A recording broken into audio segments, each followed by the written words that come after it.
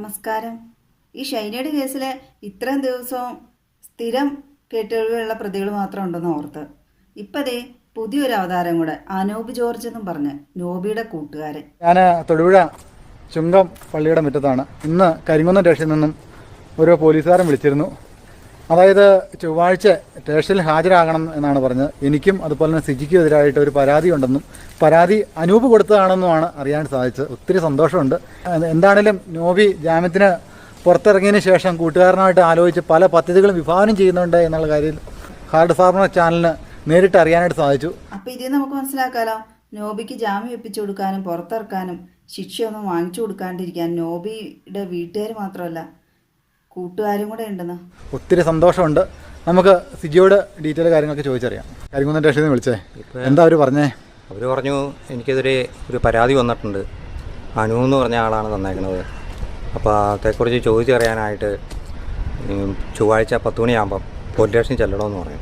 അനൂപ് എന്ന് പറയുന്ന ആള് നമ്മുടെ നോബിയുടെ സുഹൃത്തല്ലേ? നോബിയുടെ സുഹൃത്ത്.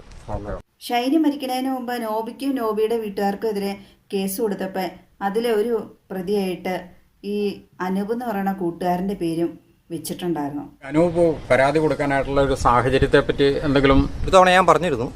ഇപ്പം ഈ അനുവാണ് ഏറ്റവും ആത്മാർത്ഥ കൂട്ടുകാരൻ. അതിപ്പോൾ ഞാൻ പലപ്പോഴും പോകുമ്പോൾ അവൻ്റെ വീട്ടിൽ വെച്ച് കമ്പനി കൂടെയും വീടിനകത്താണ് കള്ളുകൂടിയും കാര്യങ്ങൾ ഇതെല്ലാം നമ്മളാ പുറത്തുനിന്ന് ലൈവായിട്ട് കണ്ട കൂട്ടുകാരൻ എന്ന് പറയുന്നത് തെറ്റല്ല. അതുപോലെ തന്നെ ഒരുമിച്ചിരുന്ന് കള്ള് കുടിച്ചു എന്ന് പറയുന്നത് തെറ്റല്ല.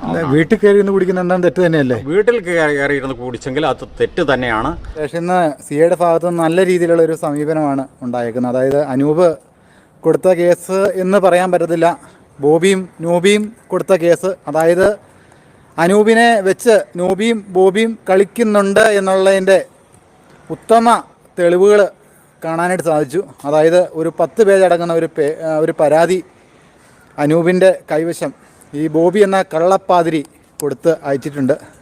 അപ്പോൾ അത് കോടതിയിലേക്ക് അത് ചാർജ് ചെയ്യാനായിട്ടാണ് എന്ന ഒരു രീതിയിലായിട്ടാണ് പോലീസ് പറയുന്ന, അതായത് CI പറയുന്ന കാര്യങ്ങളൊന്നും ഉൾക്കൊള്ളാൻ തയ്യാറായില്ല. കാരണം അനൂപിൻ്റെ പേർക്ക് നിലവിൽ അന്വേഷണങ്ങൾ കാര്യങ്ങളൊക്കെ ദ്രുതഗതിയിൽ നടക്കുവാണ്.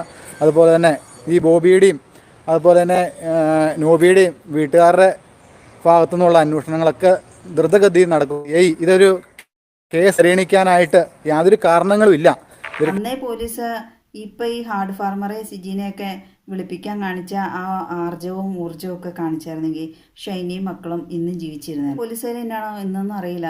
ഏതായാലും അവരെ പെരുമാറ്റം നല്ലതായിരുന്നു എന്ന് ഹാർഡ് ഫാർമർ സാക്ഷ്യപ്പെടുത്തുന്നുണ്ട് വീഡിയോയിൽ. എന്തായാലും സത്യങ്ങളൊക്കെ വെളിച്ചത്ത് കൊണ്ടുവരുന്ന യൂട്യൂബറിനെയൊക്കെ അംഗീകരിക്കാൻ പോലീസുകാർ തയ്യാറായല്ലോ, അതിന് അവർക്ക് അഭിനന്ദനങ്ങൾ.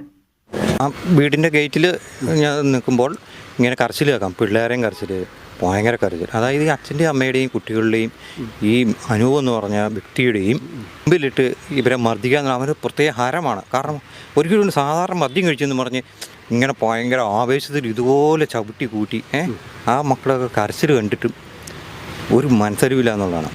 നോബിയുടെ വീട്ടുകാരും നോബിയുടെ കൂട്ടുകാരും ഒക്കെ നാർസിസ് മാത്രമല്ല സാഡിസ്റ്റും കൂടെയാണല്ലോ. മദ്യം ഞാൻ കഴിക്കില്ല, മൊത്തം ഇതാണ്. ഈ പുറത്ത് ഈ ഒരു വ്യക്തി അവൻ്റെ കൂടെ കൂടിയതോടുകൂടിയാണ് ഇവൻ, കാരണം ഇവൻ ഇത്രയും നോബി എന്ന് പറഞ്ഞാൽ ചങ്ങാതി നിന്നാൽ കണ്ണാടി വേണ്ടാന്നല്ലേ, ആ ചൊല്ലി നേരെ മറിച്ചായിട്ടാണ് നോബിയുടെ സ്വഭാവം ഇങ്ങനെയായത്. അവർ കൂളായിട്ട് പുറത്തേക്ക് വന്നു.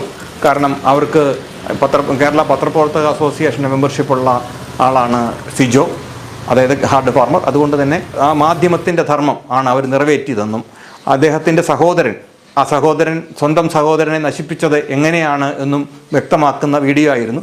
അതുകൊണ്ട് തന്നെ അതിൽ കേസെടുക്കാനൊന്നും കഴിയും. അനുവിൻ്റെ കൂട്ടുകൂടിയ പിന്നെയാണ് നോബി ഇത്രയും ദുഷ്ടനായിട്ട് മാറിയെന്നാണ് അവരുടെ അയൽവാസികളുടെയൊക്കെ സാക്ഷ്യം. സ്വന്തം ഭാര്യേനെ മക്കളെ ഉപേക്ഷിച്ച് വീടും കുടുംബമൊന്നും ഇല്ലാണ്ടിരിക്കുന്ന ആൾക്ക് പിന്നെ നോബി ഷൈനിനെ മർദ്ദിക്കുന്ന കാണുമ്പോൾ എന്ത് വിചാരം ഉണ്ടാവാനാ? മനുഷ്യത്വം മരവിച്ച ഈ കുട്ടൻ്റെ കുമ്പിൽ വെച്ചല്ലേ അടിക്കണത്. പിന്നെ ഷൈനിക്ക് എവിടെ നിന്നാണ് രക്ഷ കിട്ടണം? സത്യങ്ങളെല്ലാം വെളിച്ചത്ത് കൊണ്ടുവരാൻ ശ്രമിച്ച് ഷൈനിക്കും മക്കൾക്കും ജീവിച്ചിരിക്കുമ്പോൾ കിട്ടാത്ത നീതി മരിച്ചപ്പോൾ കിട്ടാൻ വേണ്ടി പോരാടുന്ന ഹാർഡ് ഫാർമർ എന്ന സിംഹക്കുട്ടിക്കും സിജിൻ എന്ന നോബിയുടെ അയൽവാസിയായ പുൽക്കുട്ടിക്കും പ്രത്യേകം ബിഗ് സല്യൂട്ട്സ്. ഒരു പ്രദേശത്ത് ഒരു നീതിമാനെങ്കിലും ഉണ്ടെങ്കിൽ ആ പ്രദേശത്തെ നശിപ്പിക്കുകയില്ല.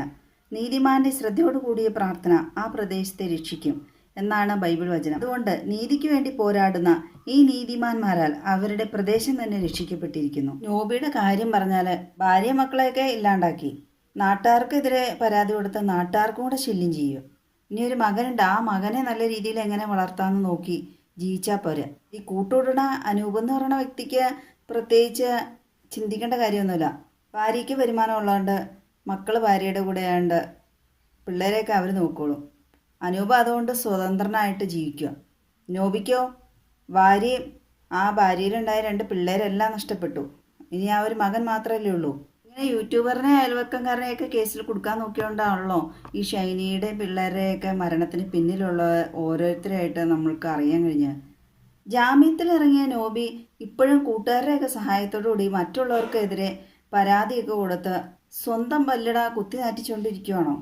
ഷൈനിയുടെ മക്കളുടെ മരണത്തിന് ഉത്തരവാദികളായവർ, അറിയപ്പെടാത്തവർ, വെളിച്ചത്തേക്ക് വരാത്തവർ ഇനിയും ഉണ്ടാകുമായിരിക്കുമോ?